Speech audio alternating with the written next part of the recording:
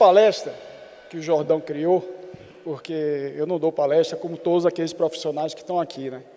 Inclusive, o Léo ali é testemunha disso, que eu cheguei aqui, eu sou um cara meio metódico, mandei minha palestra uma semana antes, Léo, baixa aí, testa, não sei o quê, não sei o quê. Cheguei aqui tranquilo, vim dirigindo, sozinho, cheguei aqui, depois do almoço, olhei a palestra, mas quando eu comecei a assistir os palestrantes aqui, e como o Jordão fala, a régua vai subindo, eu falei, que merda minha palestra vai ser? Aí eu falei, puta, e agora? Peguei meu celular, comecei a futucar, achei uns slides, uma palestra que eu tinha, aí falei pro Léo, como é que eu mando essa palestra para você? Ele falou, porra, aqui não tem sinal de internet. Eu falei, fudeu. Aí eu peguei, falei, rapaz, tem o e-transfer aqui? Tem. Aí começamos a entrar, consegui passar para ele alguns slides aí. O Jordão já falou um pouco aí no material que está com vocês. O meu negócio é empreender com inovação. E dentre os negócios que eu tenho, este é um negócio que todo mundo que vê não gosta de tratar, nem gosta de falar. E até mesmo minha mulher, ela gosta de falar da faculdade nossa na área de saúde, das empresas de tecnologia na área de saúde, mas a questão da morte de cemitério ninguém quer falar. E todos nós passamos um momento da vida que vamos ter que enfrentar a morte. E, na maioria, quase que absoluta, a gente enfrenta aquela dor muito forte e sendo usurpado por alguém que quer vender um serviço, e esse serviço ele quer tirar o máximo de resultado em cima de você naquele momento de dor. E aí, eu passei por uma dor muito forte em 2007, que aos 57 anos, logo que eu me mudei para São Paulo, a última imagem que eu tenho da minha mãe, é no aeroporto de Salvador, embarcando com meus filhos e minha mulher para São Paulo, e dias depois ela pega a dengue hemorrágica, ela morre, e com 57 anos, e aquilo foi muito forte para mim. E lá, naquele momento, de madrugada no hospital, já tinha um cara querendo vender serviço funerário para mim, e eu não tinha condições nem de olhar para o cara que eu tinha acabado de receber a notícia que minha mãe tinha morrido. Fiquei com aquilo traumatizado e decidi duas coisas para mim na vida. Uma, eu queria, a partir dali, investir na área de saúde, para que um diagnóstico errado não acontecesse, como é que eu poderia contribuir para isso. E aí a gente investiu numa empresa de BI de saúde. E aí, em 2014, 7 anos depois, eu fui chamado por um provedor de uma instituição que é uma das instituições mais antigas do Brasil, que são as Santas Casas de Misericórdia. Não sei, algum de vocês deve conhecer. As Santas Casas, ela tem como missão, dada pelo rei de Portugal, a rainha Leonor, que nas colônias portuguesas elas fossem levar serviços que o governo português não poderia oferecer lá na colônia. E dentro desse serviço estaria cuidar dos doentes, por isso que todas as Santas Casas têm os hospitais, geralmente eles chamam o Hospital Santa Isabel, cuidar dos mortos, a maioria das Santas Casas tem cemitérios, e cuidar daqueles que estão desamparados, que estão órfãos, etc. E tal. E aí o provedor da Santa Casa, conhecido, me chamou para bater um papo com ele. Essa Santa Casa tem 470 anos, é uma das primeiras Santas Casas do Brasil, muito bem organizada, muito bem estruturada. E aí ele falou, velho, eu queria que você estudasse um negócio para mim. Eu falei, pois não, qual é o negócio aí? O cemitério. Ele me dá maior margem, mas o cemitério está diminuindo e eu estou vendo que ele não está se renovando, ele vai acabar uma hora dessa. Acabar no sentido comercial. Eu falei, mas rapaz, eu não entendo porra nenhuma de cemitério, o que você quer que eu vá estudar cemitério? Aí ele falou, não, mas é exatamente por causa disso que eu quero uma pessoa que olhe um oceano azul, que vá buscar alternativas para isso aí. Aí eu falei, tá bom, mas me dá o plano de negócio. Aí ele falou, não tem. Eu falei, pô, então como é que eu vou estudar um negócio se não tem um plano de negócio? Ele, não, você vai se enfurnar no cemitério, vai conhecer e estuda. Aí eu falei, tudo bem, agora se eu achar que é um business bacana, eu posso vir aqui propor para você uma parceria e eu posso fazer um negócio? Pode, se você trouxer uma atividade bacana, você pode trazer. Então, eu comecei a estudar o cemitério do Campo Santo. E quando você começa com todos os negócios, eu me aprofundo, eu tento ver a lógica, a história, o fluxo disso aí. E aí o cemitério, eu vi que ele passou por 4 ondas, 3 ondas e agora a 4ª onda. Primeiro, Lá, logo no início da colonização, as pessoas nobres eram enterradas em igrejas. Vocês podem ir nas igrejas da cidade, vocês vão ver no piso os túmulos de padres, de nobres, e ali você vai contando um pouco da história daquela cidade que está ali. Aí, por causa da questão da insalubridade, a peste bubônica, a tuberculose, a vigilância sanitária, vamos dizer assim, que não existia na época, mas os médicos, os dirigentes, começaram a ver que enterrar na igreja não seria mais possível. E começaram a transportar esse corpo para uma determinada região e enterrar. Eu estou falando dos nobres. Os pobres, coitados, enterrados no fundo das suas casas, não tinham os escravos, enfim. E depois, esse transporte, a Santa Casa começou a fazer, e aí tinha uma rede que a Santa Casa levava o corpo para um determinado local, determinado pelo poder público, e ali sepultava os mortos. Depois veio a terceira onda, que era o surgimento dos serviços funerários, as funerárias, que vendem o caixão, a flor, a sala de velório, o preparo do corpo, a documentação, etc. e tal. E a quarta onda, é como a gente está sendo chamado no Brasil, que é uma solução integrada total. Eu vou falar aqui dela daqui a pouco. Aqui eu vou mostrar para vocês um pouco do cemitério. O cemitério ele é interessante porque ele retrata a história de uma sociedade. Então, se você for ao cemitério, isso aqui não é um tour que ninguém vai se interessar em fazer. E se você for no cemitério, você vai conhecer as personalidades que viveram aquela cidade, que fizeram parte da história. E quando você começa a estudar, você vai ver que as quadras representam uma década, um século de um negócio. Aqui é a imagem do cemitério. Esse cemitério ele é reconhecido como um dos cemitérios de arte cemiterial, que é arquitetura cemiterial, só perde por o de Paris, que tem também, porque no passado as pessoas investiam muito em túmulos com preparos de obras de arte, inclusive que participa lá. Aqui é o cemitério na década de 70. Essa estátua à esquerda ali, por exemplo, ela é tombada, ela é feita toda de mármore, Carrara, em 1600, e ela é tombada pelo IFAM. Aqui algumas das personalidades, dentre elas a maior que eu considero que está enterrada lá, é Antônio de Castro Alves, o poeta, que também está enterrado nesse cemitério. E eu estou mostrando isso aqui para vocês, porque como era feito a sepultura antes aí, eram grandes monumentos, que as pessoas queriam mostrar o seu poder, o seu poder na sociedade, seu poder aquisitivo e econômico, e aí construiu isso aí. Aqui as campas, os mausoléus, isso aí foram evoluções dentro do próprio cemitério. Ali, por exemplo, aquela que parece uma igrejinha, é um mausoléu construído em 1740. Ele foi todo em mármore Carrara, esculpido em Gênova e montado lá na Bahia. E aqui, na década de 70 já, quando a população vem crescendo, você não tem mais espaço no cemitério, surgem essas carneiras que são gavetas de concreto para colocar o corpo. E aí, quando a gente começou a estudar, olha o estado de degradação disso aí. Não é por falta de manutenção, é porque o concreto, o necrochurume que sai do corpo da gente, é o líquido que vem na decomposição, ele tem um impacto ambiental muito forte. O cemitério é um digamos assim, dos empreendimentos mais vigiados pela questão do impacto ambiental, o necrochurume, e no concreto ele vaza. Então, quem conhece o cemitério vertical de Santos, por exemplo, vai ver que você chega lá, é bonito, mas o odor é muito forte porque está vazando aquilo ali.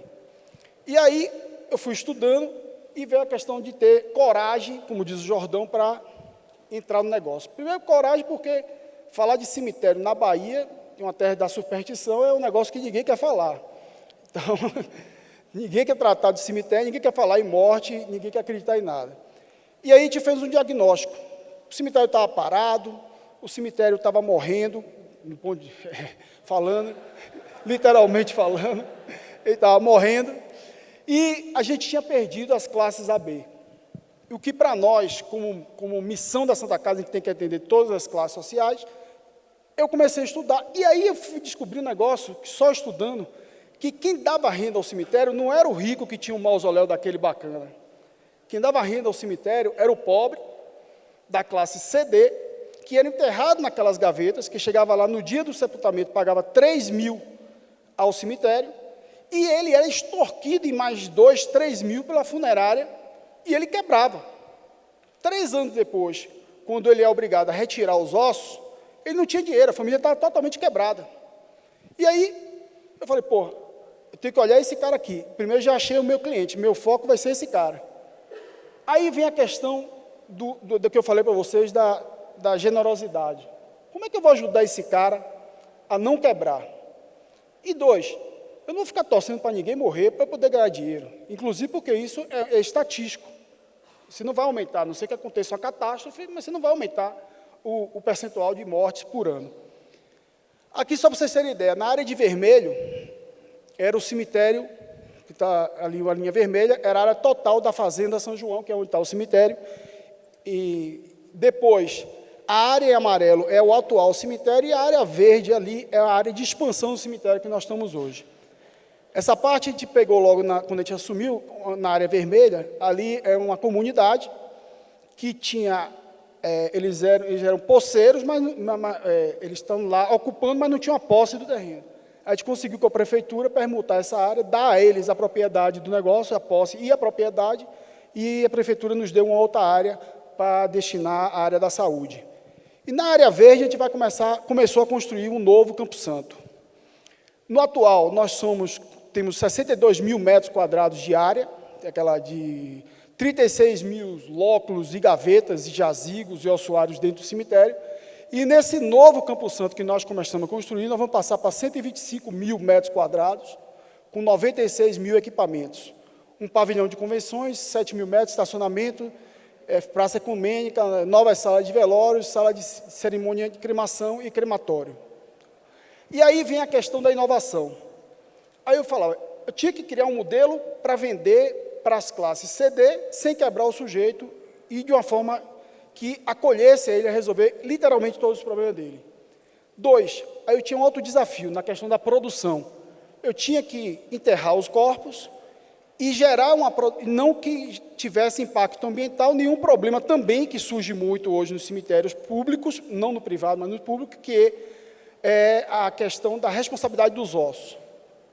Aí eu me juntei com uma empresa, uma startup de Pernambuco, chamada Vilatec, e nós criamos uma gaveta, que vocês vão ver, que é aquela do lado direito acima ali, que é uma gaveta de fibra de vidro, onde a gente coloca o caixão, lacra, e esse equipamentozinho aqui, que vocês estão vendo esses tubos, a gente começa, computadorizado, começa a injetar oxigênio dentro da gaveta, a gaveta é lacrada, e aí o metano que sai do corpo da gente, com o oxigênio, ele decompõe mais rápido.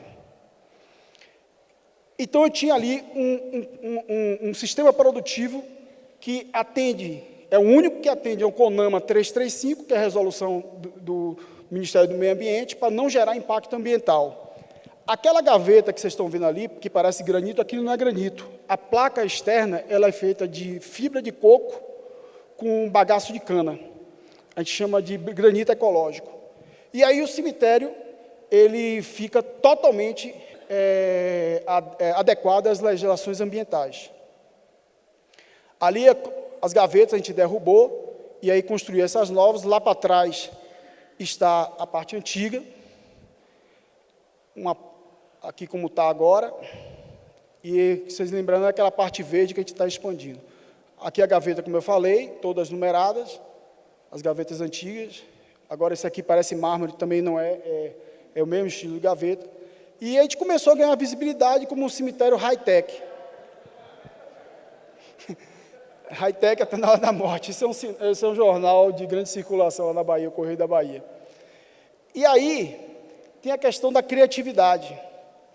Como é que eu poderia atender esse sujeito e não quebrar ele, ser generoso, e que ele virasse um consumidor e que eu não desejasse a morte dele? Era um desafio enorme. Senão não tinha business. O cara fala assim, no cemitério o cara não tem morte, não tem business. O cara não vai viver de quê no cemitério? Aí eu disse, porra, se eu pegar os restos mortais dele e vender a ele, entre aspas, um imóvel para ele guardar os restos mortais, em vida, eu vendo ele em vida, para ele guardar os seus restos mortais, e que esse valor, qual o valor que poderia ser isso? E o que estaria incluso nisso? Aí, a gente foi para os ossuários, lembrando que 3 anos depois de ter que exumar o corpo e não tinha que botar os ossos, a família também não tinha, abandonava, que não era o desejo da família. Então, vamos botar no ossuário, que é uma gavetazinha menor. E para quem pode ser feito isso? Não, eu vou dar para o cara, o titular, para a mulher dele, tem direito, o pai dele e a mãe, o sogro e a sogra e os filhos da casarem. Mas a que valor? Ele gastava 6 mil, eu vou vender isso a quanto? 6 vezes 7? Não dá, o cara não tem dinheiro para pagar isso. Eu contratei a Fundação Dom Cabral, fomos ao mercado e pesquisamos. Quanto que esse sujeito das classes CD teria de recurso para pagar em um ossuário? Chegamos ao valor de R$ 2.950, R$ 2.900 e quebrado aí. Mas o cara tinha R$ 2.900 e tantos reais upfront? Não. Ele tem que dividir. O pobre, coitado, ele sempre divide.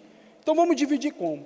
Não, vamos dividir no máximo. O cara está vivo, a gente está recebendo antes os recursos, dividimos em 48 vezes para ele. Agora, ele tem uma taxa perpétua de manutenção do ossuário, que é R$ 35. Com isso, para os que são do mercado financeiro, eu criei um backlog. E aí, eu precisava vender para esse cara. Mas como é que eu falo com esse sujeito? Televisão, rádio? Não.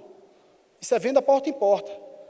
Então, eu peguei e tirei gente da Avon, que são os grandes vendedores, da Ambev, que são os caras que vendem também, capacitei só mulheres, homem não vende, só as mulheres, porque elas são mães, elas são filhas, elas, geralmente, na maioria das vezes, a mulher na Bahia, no Nordeste, ela é o arrimo da família, e aí só as mulheres vão em porta vendendo esses ossuários. Obrigado. Obrigado. E aí, a gente começou a vender, e lembrando, e desejando que o cara ficasse vivo. Essa nem não está enterrada lá não, viu? Isso é só porque eu não posso botar o nome das pessoas, mas a gente criou também, todo mundo hoje com QR Code, a gente criou uma nova lápide, padronizou no cemitério, e no QR Code a família pode colocar a história da vida da pessoa que está ali. Então, as pessoas chegam lá e contam um pouco, que é, de certa forma, ao invés de construir mausoléus, como construíram no passado, gigantesco, de mármore, com peças de obra de arte, não sei o quê, bota um pouco da sua história e ali você mostra a sua importância que você teve para a sociedade. E aí, aí vem a questão da generosidade, da criatividade e da coragem, que é o programa Campo Santo Familiar. Como eu disse, o Campo Santo é uma solução simples, a gente criou uma central. Então, o cliente do negócio, no dia que acontece o óbito, ele liga, uma pessoa liga e fala, olha, faleceu fulano de tal, está em tal lugar, um hospital, clínica, em casa, e a partir daquele momento, nós somos responsáveis por tudo. Então, imagina uma pessoa pobre, que antes estava lidando com as funerárias, que as funerárias estavam extorquindo ela agora com apenas um telefonema, ela resolve tudo, nós resolvemos tudo, e em uma condição econômica muito melhor para ela, certo? Então, existem produtos similares no mercado? Existiu, sim, e ainda existe. Existem os planos funerários, das funerárias. Mas o que é o plano funerário? São títulos que as pessoas vendem para os serviços funerários, não a unidade imobiliária. Como eu já falei aqui o ossuário, o benefício, o preço, lá 2.933, opção dividida em 48, as parcelas, aqui uma parcela de 55, 48 parcelas de 55, mais a taxa de manutenção. E o Campo Santo hoje, a gente tem em 3 anos, 5 mil ossuários vendidos, isso abrange aí uma população de quase 30 mil pessoas, certo?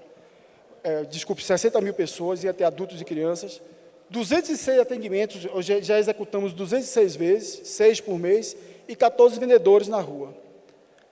Aqui são os ossuários, aí o material, e o que é que eu queria passar agora, o vídeo aí, os 2 vídeos. Um é da campanha publicitária, que a gente faz de uma forma muito sutil, que é essa aí. Sumiu debaixo dos meus pés. A gente não quer pensar em nada nessas horas, mas aí descobre que precisa resolver um monte de coisa. Fica nas mãos de gente que até se aproveita da nossa fragilidade. Infelizmente, é só assim que a gente vê como é importante se planejar. Por apenas R$ 55,00 por mês, mais taxa de manutenção, você e sua família contam com a assistência necessária para enfrentar a perda de alguém querido. Basta um telefonema. Campo Santo Familiar, toda a tradição e modernidade da Santa Casa da Bahia ao seu lado.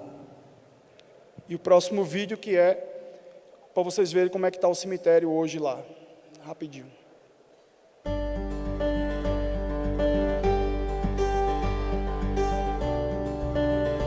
Essa é a estrutura das gavetas.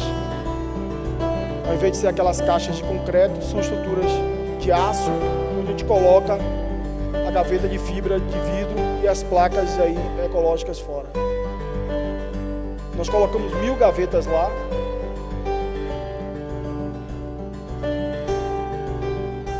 E os ossuários que a gente vê.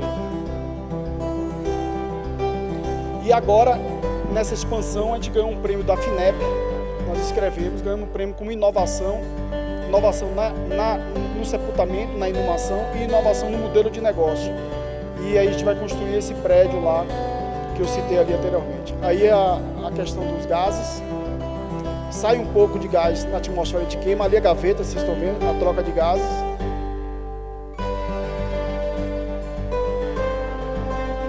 Ali a gaveta que fica ali onde o caixão vai. E essas gavetas são produzidas, a fibra é produzida com garrafa PET. A gente recicla as garrafas.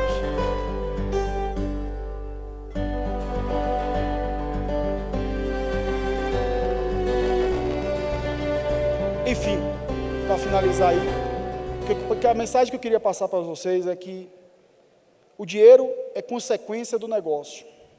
Olhar para o ser humano que está ao lado é obrigação nossa. Olhar a dor da pessoa é mais do que obrigação, ser solidário.